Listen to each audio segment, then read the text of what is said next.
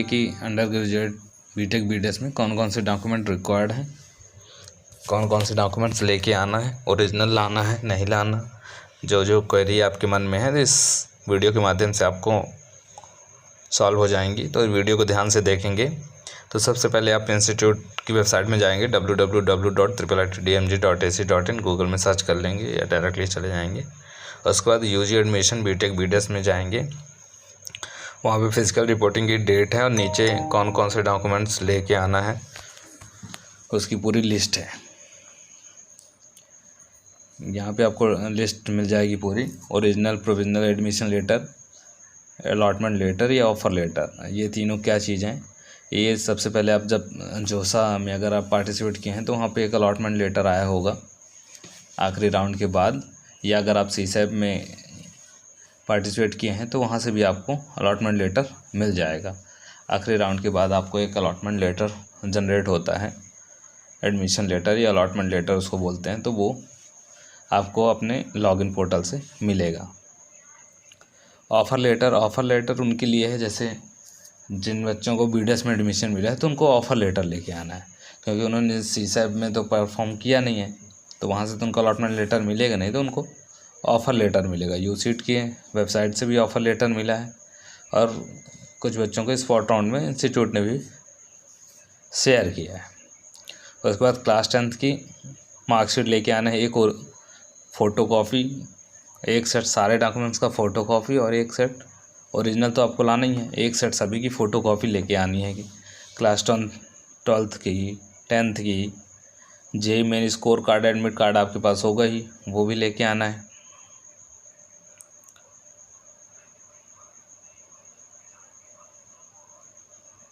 Transfer, character, migration,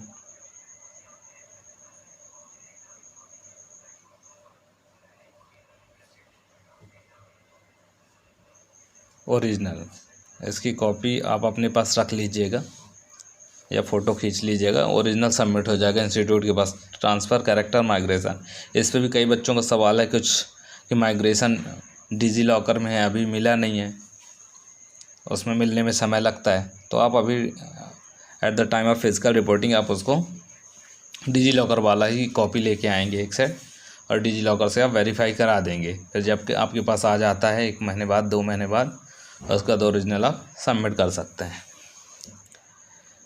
एक doubt और होगा कि कैरेक्टर सर्टिफिकेट कहाँ से मिलेगा। कुछ लोगों को कुछ स्कूल से कैरेक्टर सर्टिफिकेट अलग मिलता है, कुछ लोगों को टीसी के साथ में कैरेक्टर सर्टिफिकेट की एक लाइन लिखी रहती है कि कैरेक्टर इज़ गुड, और टीसी क्या है, कुछ लोगों को ट्रांसफ़र सर्टिफिकेट मिलता है, कुछ लोगों को से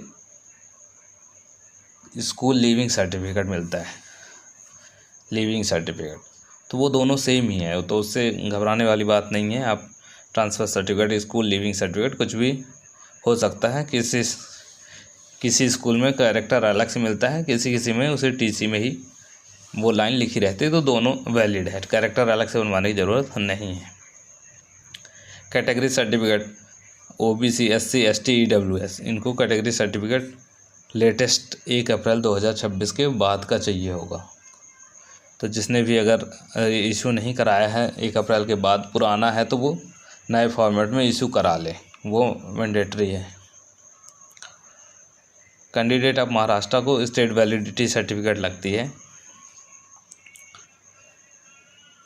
पीडब्ल्यूडी सर्टिफिकेट, जिन बच्चों का पीडब्ल्यूडी कोटा के थ्रू एडमिशन मिला है तो उनको पीडब्ल्यूडी सर्टिफिकेट प्रोड्यूस करना होगा। फ़ी रिसिप्ट, जो आपने फ़ी रिसिप्ट जमा की है जोसा में, सीसैप में या यूसीड में, तो उसका रिसिप्ट चाहिए होगा। ये जो लास्ट में आपको अलॉटमेंट लेटर मिलता है उसमें लिखी रहती है फीस।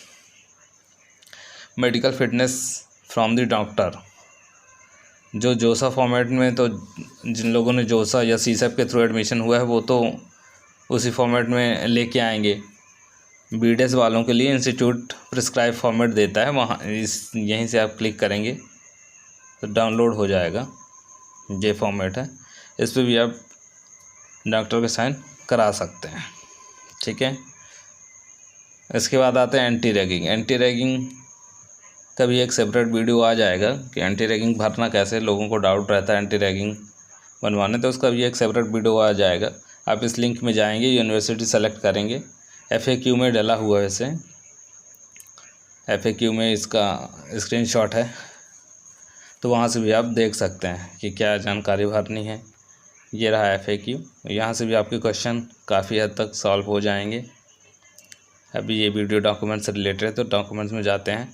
उसके बाद online receipt of remaining fees, जब इंस्टीट्यूट की रिमेनिंग फ़ीस आप जमा करेंगे आने से पहले, तो उसकी रिसिप्ट भी लेके आनी है। Copy of Aadhaar card, address के लिए आधार कार्ड की कॉपी चाहिए। 5 पासपोर्ट फ़ोटोग्राफ लिखा हुआ है, तो आप जितनी ज़्यादा हो सके फ़ोटोग्राफ लेके आइएगा, क्योंकि ID कार्ड और कई सारे फॉर्म वगैरह भराए जाते हैं, उन सब में फ़ोटो की आवश्यकता पड़ती है।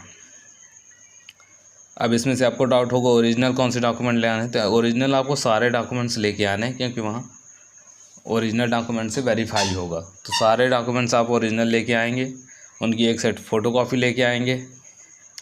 और मान लीजिए कोई भी डॉक्यूमेंट्स आपके पास नहीं है, जैसे मान लीजिए TC कैरेक्टर मिलने में कोई स्कूल समय ले रही हैं, तो उसके लिए आप वहाँ पे फिजिकल रिपोर्टिंग के समय जाएंगे, तो वहाँ अंडरटेकिंग दे के भी काम चल सकता है। कुछ आपको 10 दिन 15 दिन का समय मिल जाता है।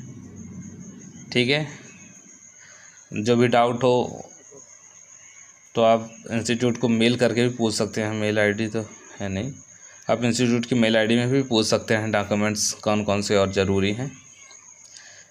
और इसमें एक डॉक्यूमेंट मिसिंग है, गैप सर्टिफिकेट। कई लोगों का डाउट है कि पिछले साल JEE मेन की तैयारी के लिए गैप लिया, तो उसका डॉक्यूमेंट्स, तो वो कोई भी आप एफिडेविट 50 रुपीज़ स्टाम्प पेपर पे बनवा सकते हैं, वो चल जाता है। उसका कोई प्रिस्क्राइब फॉर्मेट नहीं है, आप किसी फॉर्मेट में आप बनवा सकते हैं, वो वैलिड है।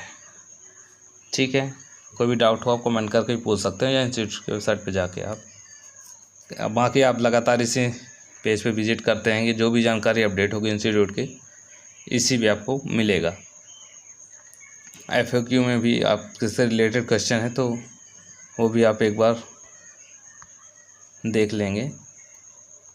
ये फिर एंटी रैगिंग से रिलेटेड जो भी क्वेश्चन है, आप यहाँ से पढ़ेंगे तो आपको पता चल जाएगा। ठीक है, बहुत बहुत धन्यवाद आप सभी का।